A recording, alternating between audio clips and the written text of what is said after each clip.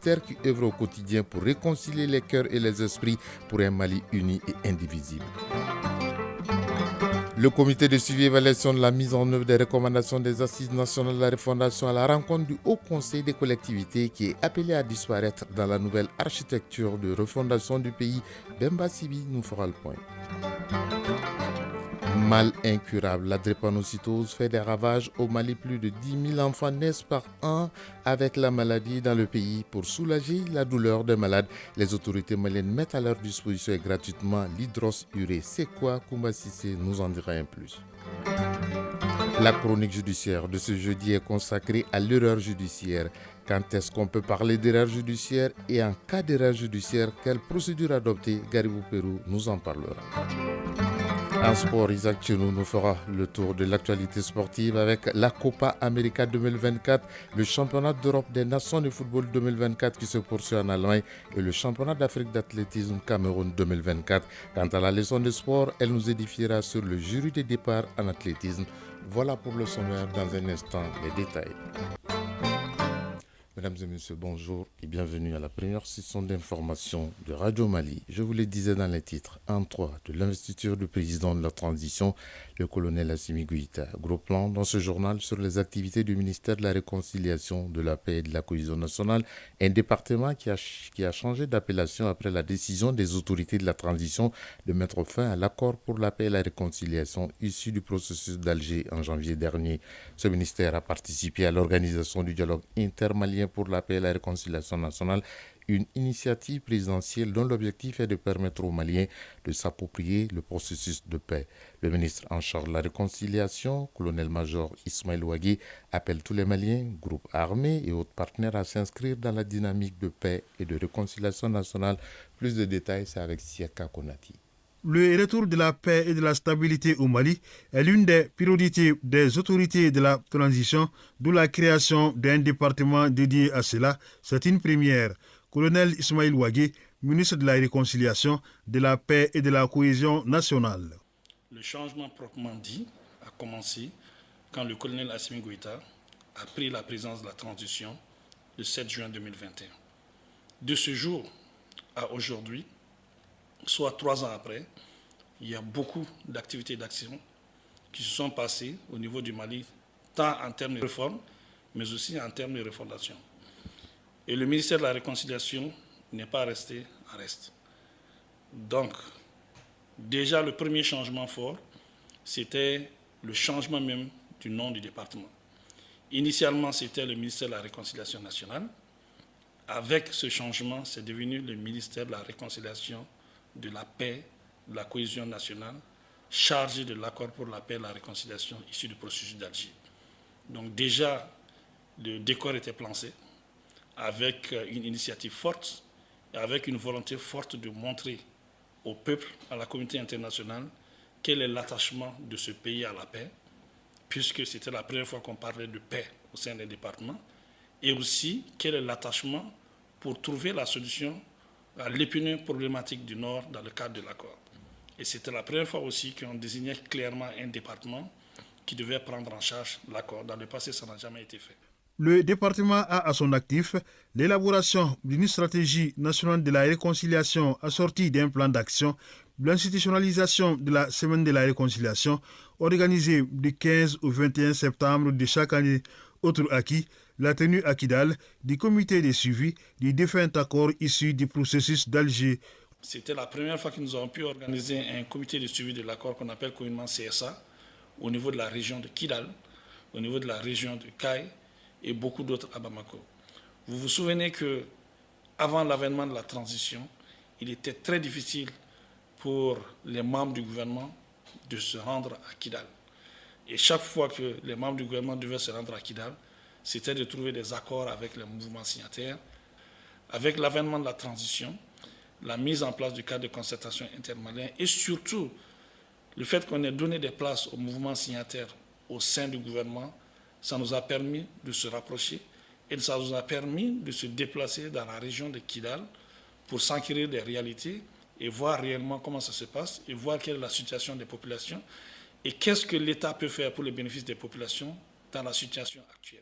Concernant la relance du processus de paix, le cadre de concertation intermalien a permis au gouvernement et au mouvement signataire d'accorder leur violon sur l'intégration des 26 000 ex-combattants.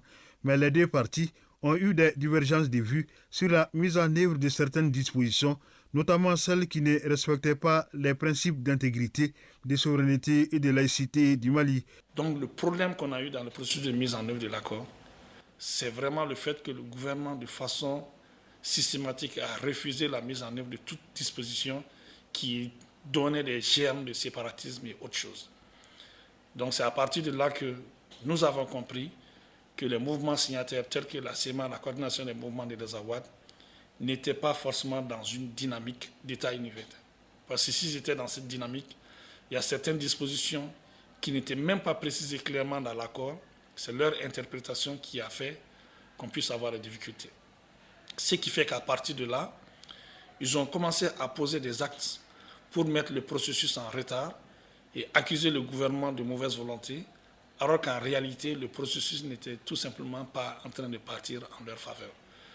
C'est dans ce contexte que le département a dénoncé publiquement les agissements, l'impartialité et le comportement du chef de file, qui est l'Algérie, à travers une lettre qui a été adressée au ministre des Affaires étrangères algérien.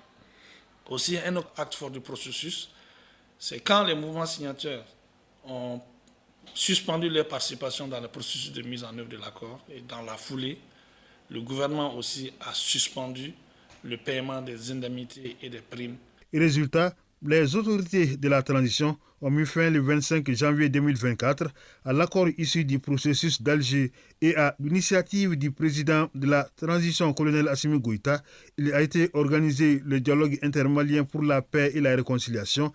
C'est là pour permettre aux Maliens de s'approprier le processus de paix, donc trouver des solutions maliennes aux problèmes maliens. Avec la fin de l'accord, l'urgence de tenir le dialogue intermalien était là.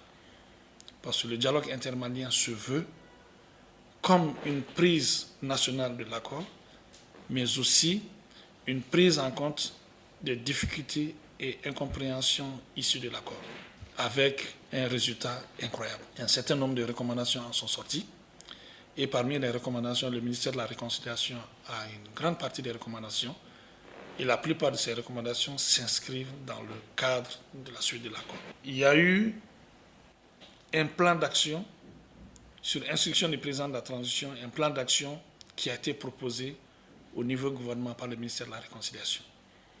Maintenant, le gouvernement a pris en charge pour que ces plans d'action soient partagés entre les différents ministères et que chaque ministre puisse s'en inspirer, se l'approprier et sortir. En ce moment, ce sera un plan d'action intergouvernemental. Le département en charge de la réconciliation a pu gérer avec tact les cas des déplacés de Kidal qui se sont enfuis après l'entrée des FAMA dans cette ville le 14 novembre 2023. Colonel Ismaël Ouagé, ministre de la Réconciliation, de la Paix et de la Cohésion nationale. Il y a un certain nombre de populations qui ont quitté la ville sur pression des groupes, des mouvements signataires, en disant qu'il y aura des dommages collatéraux suite à d'éventuels affrontements entre les FAMA et les groupes terroristes et affiliés. Donc, à l'issue de cette prise, le ministère de la Réconciliation a mis en place une stratégie pour le retour de ces déplacés-là. Et il y a un certain nombre de communiqués, 2 qui ont été émis pour qu'on puisse inviter les populations à revenir. Et aujourd'hui, cette stratégie est en train de fonctionner, et en étroite collaboration avec le gouverneur de Kidal, le général Gamou, que je félicite et je remercie ici pour la qualité du travail qu'il mène sur le terrain. Donc, on commence à avoir des résultats parce qu'il y a une grande partie des populations qui commencent à revenir. Et le ministre Ouagé de lancer un appel aux Maliens, aux groupes armés et partenaires, à s'inscrire désormais dans la dynamique de la paix et de la réconciliation nationale. Tous les anciens membres des mouvements signataires, ou tous les membres des anciens mouvements signataires, et puis les membres d'autres groupes armés, terroristes et autres, à s'inscrire dans une dynamique de réconciliation telle que recommandée, prônée par le dialogue intermalien. J'invite également tous les Maliens impliqués dans les groupes terroristes à déposer les armes. Il est temps de déposer les armes, de revenir et à s'inscrire dans un processus de paix et de la réconciliation qui est en marche. Pour cela, j'invite tous les Maliens et toutes les Maliennes à construire, à promouvoir la paix, et surtout ceux-là qui ont des parents, des amis, des connaissances qui sont au sein de ces groupes, de se désolidariser, de se dissocier, de déposer les armes et de rapprocher les structures de l'État, surtout les structures de la réconciliation qui sont un peu partout sur le terrain, pour s'inscrire dans un processus de désarmement et dans un processus de réconciliation nationale. Les perspectives concernent entre autres l'application diligente des recommandations du dialogue intermalien, l'élaboration et la mise en œuvre du programme national DDR, la réforme de la mission d'appui à la réconciliation nationale. C'était là le gros plan sur le ministère en charge de la réconciliation à l'occasion de l'investiture de l'an 3 du président de la transition, le colonel Assimi Goïta. Sur un tout autre sujet, hier, le président du Haut Conseil des collectivités a reçu le rapport 2023 du comité de suivi et évaluation de la mise en œuvre des recommandations des Assises nationales de la refondation CNCR-ANR. Un rapport qui souligne les avancées dans l'exécution des recommandations des Assises nationales de la refondation, les chantiers qui restent à exécuter, les perspectives. Le président du Haut Conseil des collectivités s'est réjoui de la qualité du travail abattu et a encouragé le comité de suivi et évaluation à continuer dans cette dynamique. Nous faisons le point avec Ben Bassibi. Remise du rapport 2023 du CNCR-ANR au président du Haut Conseil des collectivités. Un moment plein de symboles quand on sait que les ANR recommandent la suppression du Haut Conseil des collectivités. Amadou Tchaoulin Diara, coordinateur général du CNCR-ANR. Les assises nationales ont été rurales. Les concepts qui soutiennent cet élan ont été exprimés à travers des volontés de voir doter un jour notre pays d'un code rural et des agropoles pour permettre aux paysans de créer des exploitations communautaires. Nous souhaitons à ceux ou celles d'entre vous qui auront mérité le suffrage de leurs concitoyens de poser les premiers jalons de ces réformes agricoles et institutionnelles dans l'agora du futur Sénat qui vous attend. Le Sénat est l'une des recommandations des ANR. Les hôtes du jour ont également présenté les grandes lignes du rapport 2023 qui indique que sur 55 recommandations prioritaires, 20 ont été totalement réalisées et 33 en cours de réalisation. 2 restent à réaliser. En ce qui concerne les 153 actions prioritaires complémentaires, 10 ont été réalisées et 110 en cours de réalisation. 33 n'ont pas encore commencé. Pour les 309 recommandations non prioritaires, 19 ont été réalisées et 121 en cours de réalisation. 169 n'ont pas encore eu un début de réalisation. Mamadou Satiki Diakité, président du Haut Conseil des collectivités du Mali. Les recommandations des ANR sont très importantes pour nous, puisque la refondation est une option prise par le peuple malien et donc s'impose à toutes les institutions de la République, et la nôtre y participe avec un grand intérêt pour réaliser ces recommandations. En perspective, en plus de la restitution auprès des institutions de la République, les membres du comité de suivi et évaluation prévoient une campagne d'information et des missions à l'intérieur et à l'extérieur du pays pour partager le contenu du rapport. Ils prévoient également la prise en compte du suivi et évaluation des conclusions du dialogue intermalien et des états généraux de l'éducation.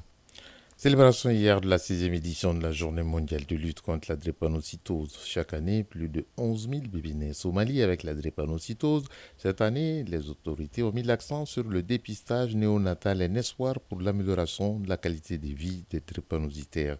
Ce thème appelle tous les acteurs à assurer leur rôle dans la prise en charge de l'enfant depuis sa naissance. Kouma Sissé pour les détails. Au Mali, on enregistre 714 000 naissances par an. Parmi ce nombre, plus de 11 000 bébés viennent au monde avec la drépanocytose. Comment repérer cette maladie héréditaire au Mali et dans les restes du monde? Les regards de la communauté internationale se sont tournés vers le dépistage néonatal, un espoir pour l'amélioration de la qualité de vie des drépanocytaires. Professeur Ali Djoumaguindo, directeur général du Centre de recherche et de lutte contre la drépanocytose.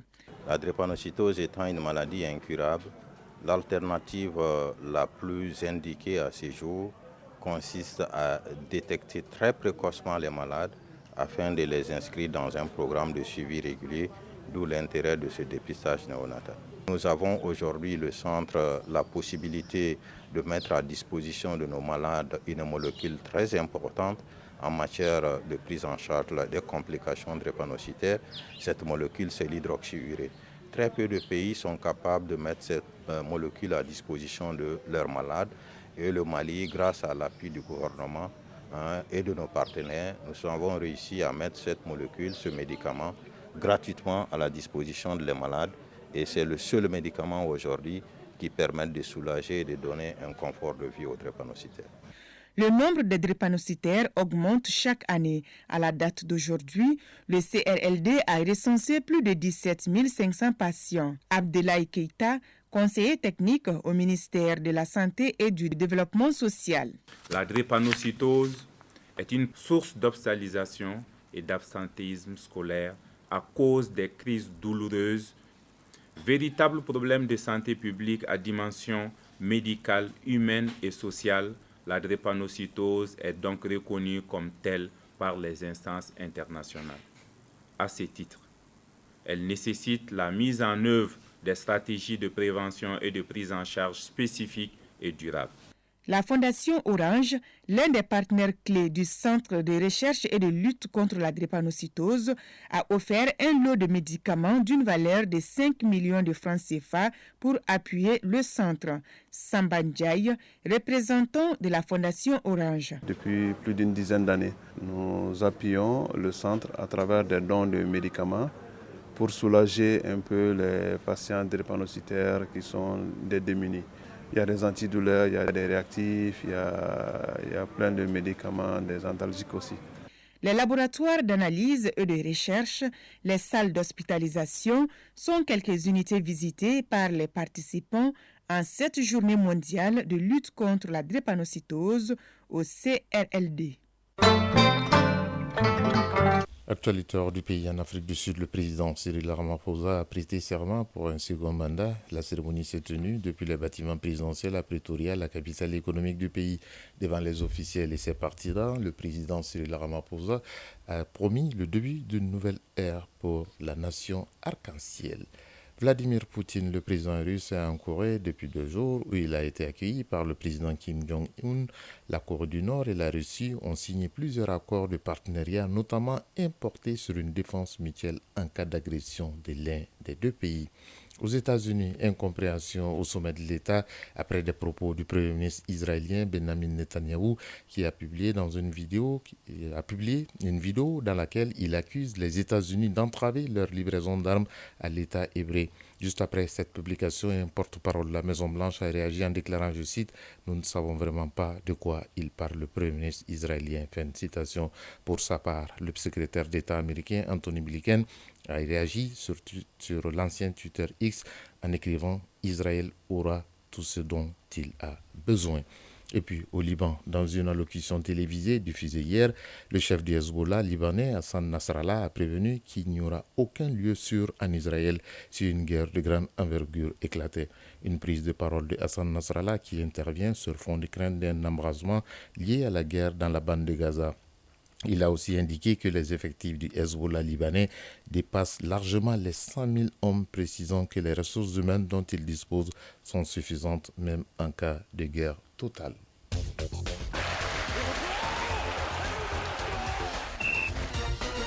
Ce générique annonce la page sportive de ce journal. On va parler de la Copa América édition 2024 qui va se dérouler cette année aux États-Unis. En attendant, c'est l'Euro 2024 qui retient l'attention en Europe et sur le continent. Le coup d'envoi du championnat d'Afrique d'athlétisme senior sera donné demain vendredi à Douala au Cameroun.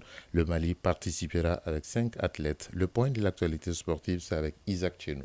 Le championnat d'Afrique d'athlétisme senior donne son coup d'envoi demain à Douala au Cameroun. Le Mali sera représenté par 5 athlètes. Nassira Kone, championne d'Afrique de l'Ouest en disque, compétira dans l'épreuve de lancer de poids et de disque. Fodé Sissoko sera engagé au 100 et 200 mètres. Émilie Dia se lancera dans l'épreuve du lancer de marteau. Bouakar Diallo, médaille d'argent aux derniers Jeux africains à Accra, sera attendu à la perche. Et enfin, Richard Diawara ira défier ses concurrents au 110 mètres haies. Football, L'Euro 2024 poursuit sa deuxième journée. Aujourd'hui, dans le groupe C, le Danemark aura affaire à l'Angleterre et la Slovénie comptera le faire avec la Serbie. Dans le groupe B, l'Espagne en découdra avec l'Italie. Une rencontre à suivre sur ORTM 1. C'est une deuxième journée qui a débuté hier dans le groupe B. Déjà, l'Albanie a arraché un nul mérité 2-2 dans le temps additionnel face à la Croatie. Les pays hôtes, à savoir l'Allemagne dans le groupe A, a dominé la Hongrie par le score de 2-0. Lors de la dernière rencontre de la soirée, la Suisse n'est pas parvenue à se défaire de l'Écosse 1-1 au terme d'une rencontre équilibrée. Et puis l'édition 2024 de la Copa América aura lieu aux États-Unis dans le cadre d'un partenariat conclu entre les deux grandes confédérations du football des Amériques. 16 équipes prendront part au tournoi. En ouverture, l'Argentine sera face au Canada à partir de 0h de ce soir.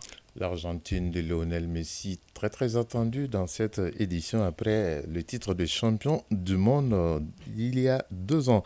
La leçon de sport de ce jeudi porte sur le jury, départ en athlétisme, et le départ est d'une importance capitale dans une compétition d'athlétisme. Voilà pourquoi il est géré par toute une équipe d'officiels techniques. Les responsabilités sont partagées pour mieux réussir un bon départ. Isaac Tchenou nous en parle. En athlétisme, les départs de course obéissent à des règles. Pour permettre aux athlètes d'être dans les mêmes conditions de départ, toute une équipe est commise à cet effet. Adama Kone, officiel technique international. Le jury est composé aujourd'hui d'un juge arbitre de départ, d'un coordonnateur général, d'un nombre approprié de starters, d'un nombre approprié de starters de rappel et d'un nombre approprié d'aide starters. Au départ d'une course, le coordonnateur général est le seul qui peut hiérarchiser les officiels techniques. Et le coordonnateur peut décider de changer, de faire un mouvement au niveau des officiels techniques. Il se charge de vérifier si tout est OK au niveau du chronométrage manuel, du chronométrage électronique, des juges aux arrivées, en liaison directe avec le directeur de compétition. Il donne l'ordre au starter de donner le départ. Et en ce moment, le starter ne fait que lancer et tirer le pistolet. Les starters sont les plus visibles au départ d'une course en athlétisme. Le starter, c'est celui qui est chargé de donner le départ. Uniquement donner le départ. Après le starter, vous avez le starter de rappel. Il y a un faux départ. S'il y a anomalie au niveau du départ, donc le starter de rappel tire le deuxième coup pour rappeler les concurrents, les athlètes à revenir. L'aide starter, c'est vérification des couloirs, vérification des dossards et présentation de cartons en cas de disqualification ou d'avertissement. Il y a aussi le juge arbitre de départ qui est nouveau dans le système de départ en athlétisme. Mais vu maintenant l'importance du départ, dans les nouvelles règles, il y a le juge arbitre de départ. Il est là en cas de problème de comportement, il disqualifie ou avertit. Le nombre d'officiels qui constituent le jury de départ dans une compétition dépend du niveau de la compétition. Chronique judiciaire. Elle s'intéresse ce jeudi à l'erreur judiciaire. Lorsqu'une personne innocente est reconnue coupable d'un crime qu'elle n'a pas commis, ou lorsqu'une personne qui a commis un crime est innocentée et remise en liberté, il y a problème. Ce problème judiciaire nous rappelle la notion d'erreur judiciaire humaine. L'erreur ou la défaillance judiciaire est donc une appréciation inexacte du jugement ou d'un raisonnement matériel ou moral de droit ou de fait. À quel niveau de la chaîne judiciaire peut-on cependant situer la responsabilité d'une erreur judiciaire? Qui dit le législateur par rapport à la réparation d'une erreur judiciaire? Ces éléments de réponse sont répondus par Garibou Pérou.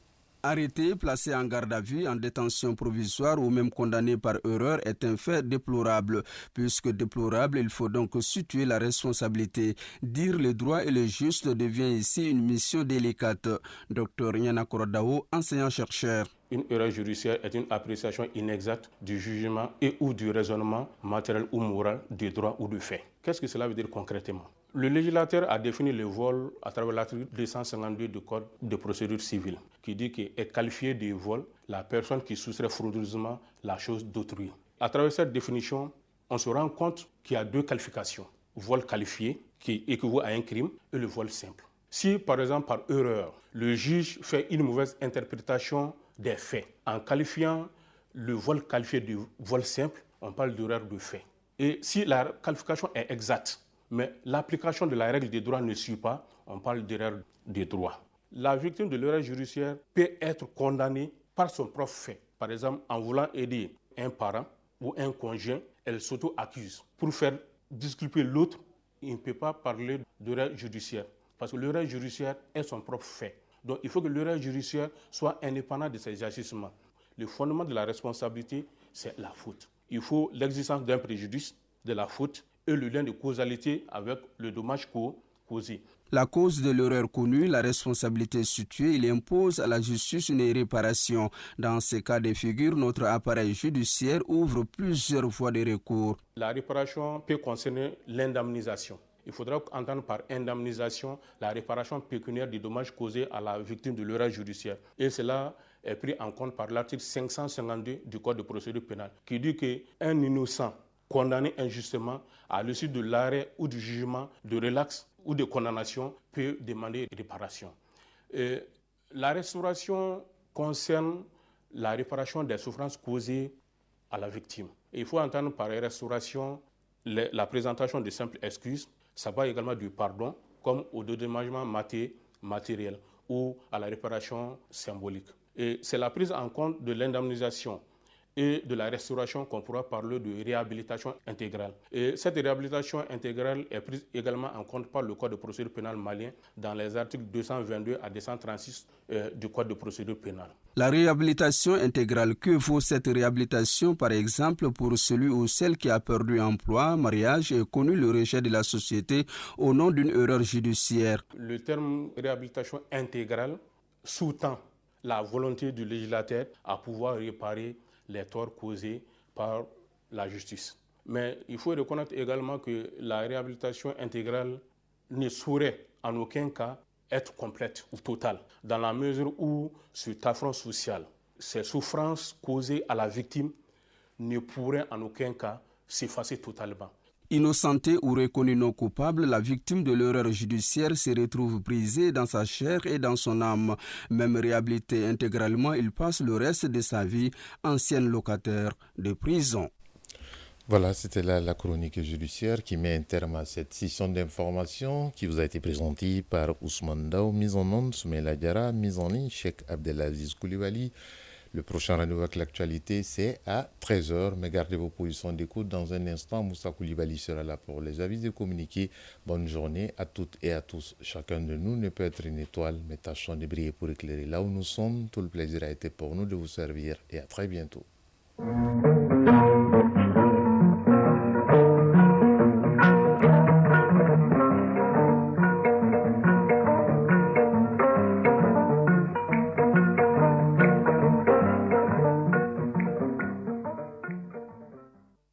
Le temps sur les ondes.